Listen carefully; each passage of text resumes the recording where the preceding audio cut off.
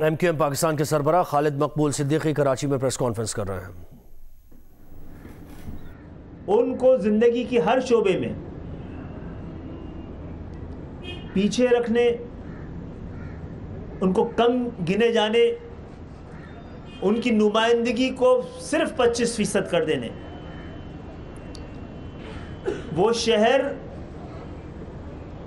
جو آج بھی تمام تر ناانصافیوں کے باوجود، تمام تر زیادتیوں کے باوجود، تمام طور پر نظر انداز کر دینے کے باوجود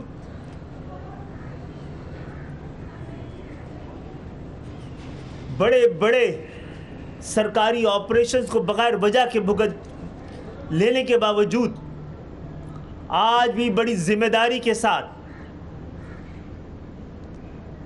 پاکستان کے خزانے میں 60-65% اب بھی ادا کرتا ہے،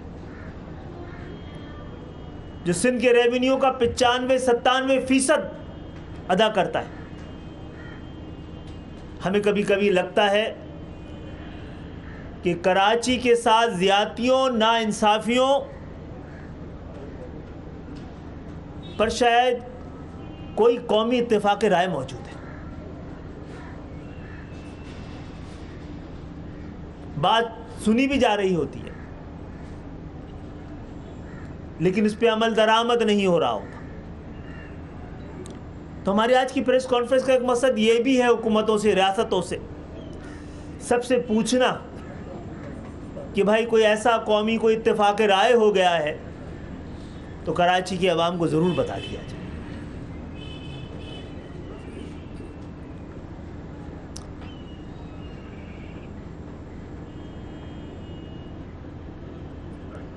کراچی کے لوگ، سندھ کے شہری علاقوں کے لوگ، حیدرآباد، میرپور خاص، نواب شاہ، سکھر اور اس کے علاوہ کئی 20 بڑے شہر سندھ کے، 47 میں کیونکہ ہندو میجورٹی شہر تھے، تو جس معاہدے کے تحت مہاجر یہاں آئے اور ہندو یہاں سے گئے تو ان 20 بڑے شہروں میں مہاجر اکثریتی شہر تھے۔ ان شہروں کو اور 4-5 جو بڑے شہر ہیں ان کو جس طرح نظر انداز کیا گیا، اس کی اپنی تاریخ ہے، اور اس میں سب سے بڑا جو زیادتی کی گئی ہے کہ مردم شماری میں ان کی آبادیوں کو بہت کم کر کے دکھایا گیا ہے۔ یہ ہماری طرف سے الزام نہیں ہے، 2 دفعہ حکومتوں کے جانے کے بعد یہ ثابت ہو چکا ہے۔ یہ الزام ثابت ہو چکا ہے کہ کسی نہ کسی وقت پہ حکومتوں نے جان بوجھ کر ان آبادیوں کو کم دکھایا تھا۔ بھٹو صاحب کے دور میں تو اس وقت کے مردم شماری کے جو کمشنر تھے ان کو سزا بھی سنائی گئی تھی۔ معزز صحافی حضرات، اس دفعہ بھی حکومت میں شامل ہونے کے لیے ہم نے جو اپنا سب سے پہلا اور اولین نقطہ رکھا تھا وہ مردم شماری کا تھا۔ یہ ہمارا کوئی سیاسی یا جماعتی مطالبہ نہیں ہے۔ کسی بھی مہذب معاشرے میں، جمہوری ملکوں میں اس بات کا تصور بھی موجود نہیں ہے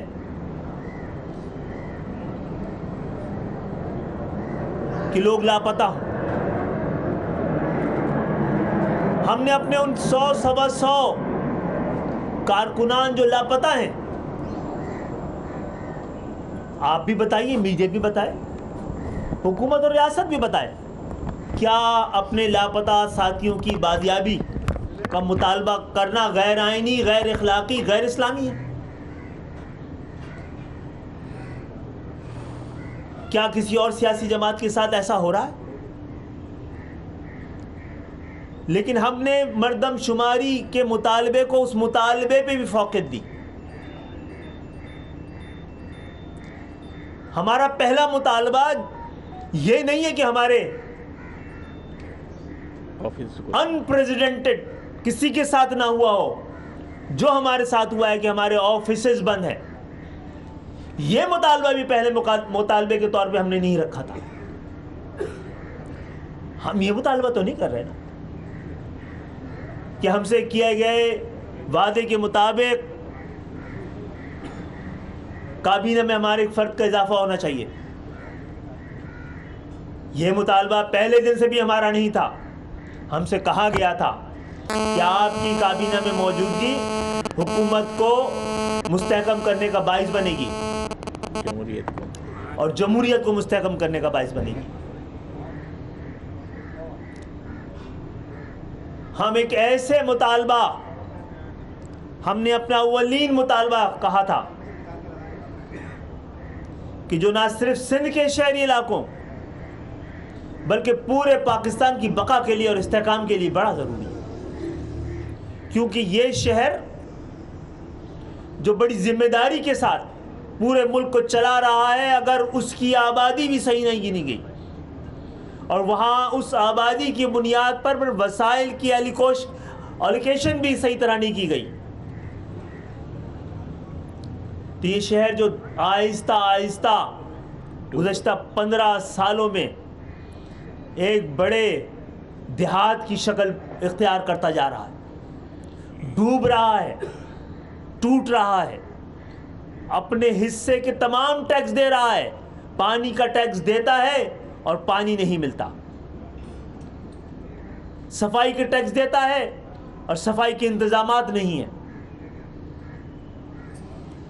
ٹوٹ پوٹ سڑکوں کی تعمیر کے ٹیکس دیتا ہے اور اس کے پیسے سے کہیں اور کی سڑکیں بن رہی ہوتی ہیں, جس کو آپ نے گزشتہ 15 سال میں تمام نوکریوں سے باہر رکھا ہے. آپ نے اپنے اقدامات سے یہ میسج دیا ہے اس شہر کو اور ان شہروں کو, سندھ کے شہری علاقوں کو, کہ پاکستان کی نوکریوں پر آپ کا کوئی حق نہیں ہے, کیونکہ ان کے تنخواہیں یہاں کے پیسے سے جاتی ہیں, جبکہ ایوانوں میں بیٹھے ہوئے لوگوں سے لے کر تمام تنخواہیں, اگر یہ شہر ٹیکس نہ دے تو یہ تنخواہیں کہاں سے ادا کی جائیں گی؟ مردم شماری کے حوالے سے جو بات میں نے کل کہی ہے وہ مکمل بات ہے. حکومت نے اس پہ ایگری کیا تھا ہمارے ساتھ,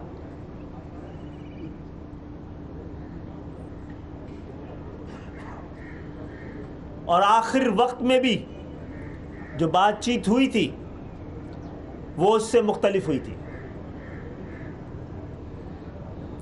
اس سے مختلف فیصلہ کیا گیا. اب ایم کیو ایم کو کیا کرنا چاہیے تھا؟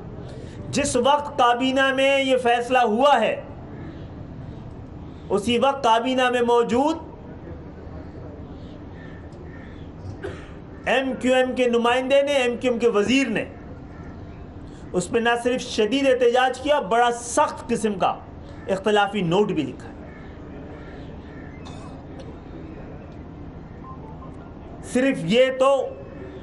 صرف ہم ہی تو کراچی سے منتخب نہیں ہوئے نا, ایم کیو ایم پہ تنقید کرنے والے ان لوگوں سے کیوں نہیں پوچھ رہے جنہیں کسی بھی طرح سے یہاں سے جتا دیا گیا ہے؟ ہم حکومت کا حصہ ہیں, وہ حکومت ہیں, انہوں نے اس حوالے سے کیا گیا. میڈیا اس حوالے سے خاموش نظر آ رہا ہے. ہم نے اپنے حصے کی بات بھی کر لی ہے, اسٹینڈ بھی لے لیا اور وہ اسٹینڈ قائم رہے گا. یہ اولین مطالبہ اور اولین نقطہ ہے اور اسی نقطے پر حکومت سے ہمارے تعلقات کی عمارت کھڑی ہے.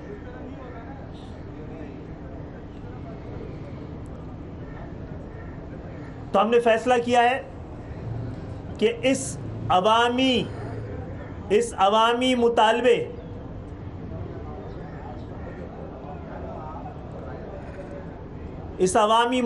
کے لیے عوام سے ہم نے رجوع کرنے کا فیصلہ کیا ہے. اب متحدہ قومی موومنٹ کی پورا تنظیمی ڈھانچہ گلیوں محلوں میں جا کر، علاقوں میں جا کر، ٹاؤنز میں جا کر عوام سے اپنے اگلے لاہ عمل کے حوالے سے ان کی رائے معلوم کریں گے۔ ہم سمجھتے ہیں اور کراچی میں اور سندھ کے شہری علاقوں میں جو مردم شماری ہوئی ہے، عدالتیں بھی اس کے حوالے سے فیصلہ دے سکتی تھی۔ یہاں پر ووٹرز اور شناختی کارڈ تقریباً 2.5 کروڑ اس شہر سے جاری ہوئے ہیں اور آبادی 1 کروڑ 60 لاکھ دکھائی گئی ہے۔ اس کو غلط ثابت کرنے کے لیے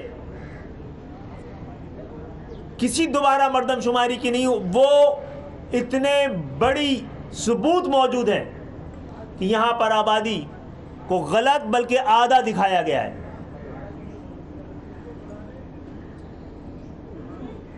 لیکن کا انتہائی کئی بلاک میں آبادی زیرو ہے اور ووٹر ہم آپ کو پہلے بھی کئی بار زحمت دے کے بتا چکے ہیں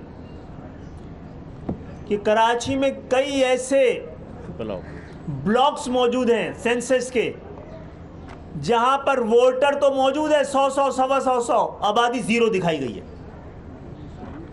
اس سے زیادہ ثبوت عدالتوں کو اور کیا چاہیے؟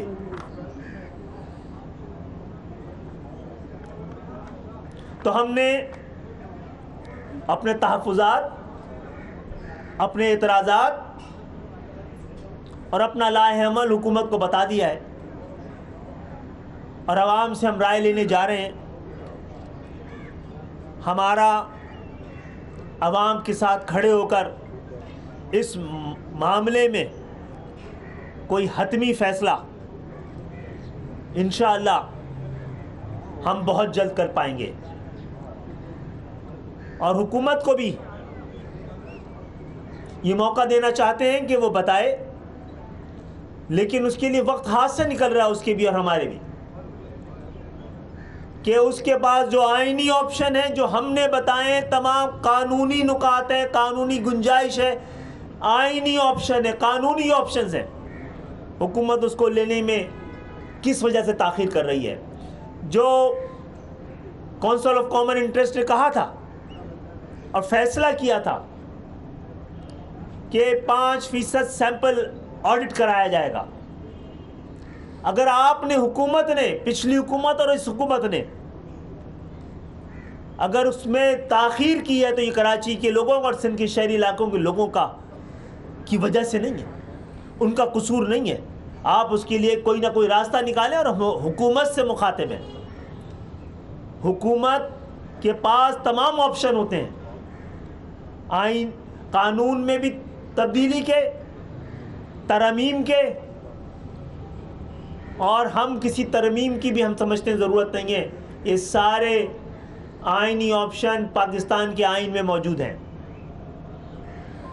اور ساتھ ساتھ یہ بھی کہ حکومت کو تو یہ بھی دیکھنا چاہیے کہ 18ویں ترمیم کے نتیجے میں اس کا سب سے بڑا نشانہ سندھ کے شہری علاقے ہیں۔ 18ویں ترمیم بھی تو اس وقت کے لوگوں نے ترمیم کروائی تھی، کیا سندھ کے شہری علاقوں کو اس بڑی زیادتی سے ان کو نکالنے اور چھٹکارا دینے کے لیے ایک اور آئینی ترمیم کی ضرورت ہے؟ اور یہ ہمارا اہم ترین مطالبہ ہے آج کا۔ اور آئینی ترمیم ایسی نہیں ہونی چاہیے۔ 18ویں ترمیم کی بنیاد یہ تھی کہ اختیارات نیلے سے نچلی سطح پر منتقل کیے جائیں، یعنی کچھ اختیارات وفاق صوبوں کو دے اور اس سے زیادہ اختیارات صوبے تھرڈ ٹیئر آف گورنمنٹ کو دے۔ 18ویں ترمیم دھوکہ تھی اور قوم کو دھوکہ دیا گیا تھا۔ اس عذاب سے بھی سب سے زیادہ متاثر، ویسے تو پورا پاکستان متاثر ہے، کہیں کے بھی بلدیاتی نظام آئین کے تقاضے کے مطابق نہیں ہے، لیکن اس کا سب سے بڑا نشانہ सिंध के शहरी इलाकों के लोग बन रहे हैं। आप सबकी आमद का शुक्रिया। खालिद भाई, ये बताइए, आप हुकूमत में शामिल हुए थे, उस वक्त एक 6-7 दुकान पर एक आपका एग्रीमेंट हुआ था। इस अरसे में आपने क्या मुज़ाकरात किए, आपको जवाब क्या मिला, कौन को ये बताइए। आप सेंसस के हवाले से सेंसस के हवाले से इस पर एक कमेटी बना दी गई थी और उसकी सिफारिशात भी तैयार थी, और उस पर यह ऑप्शन भी मौजूद था कि क्योंकि पिछले सेंसस 8 साल ताख़ीर से हुए हैं, तो नया सेंसस 8 साल अर्ली करा लिया जाए ताकि पाकिस्तान वापस ट्रैक पे आ जाए, और उस पर एग्री किया गया था। यह आइनी गुंजाइश मौजूद है, यह आइनी ऑप्शन मौजूद है और इसको हुकूमत को इस्तेमाल करना चाहिए। खालिद भाई, ये बताइएगा, खालिद भाई, MQM पाकिस्तान के सरबराह खालिद मकबूल सिद्दीकी प्रेस कॉन्फ्रेंस कर रहे थे।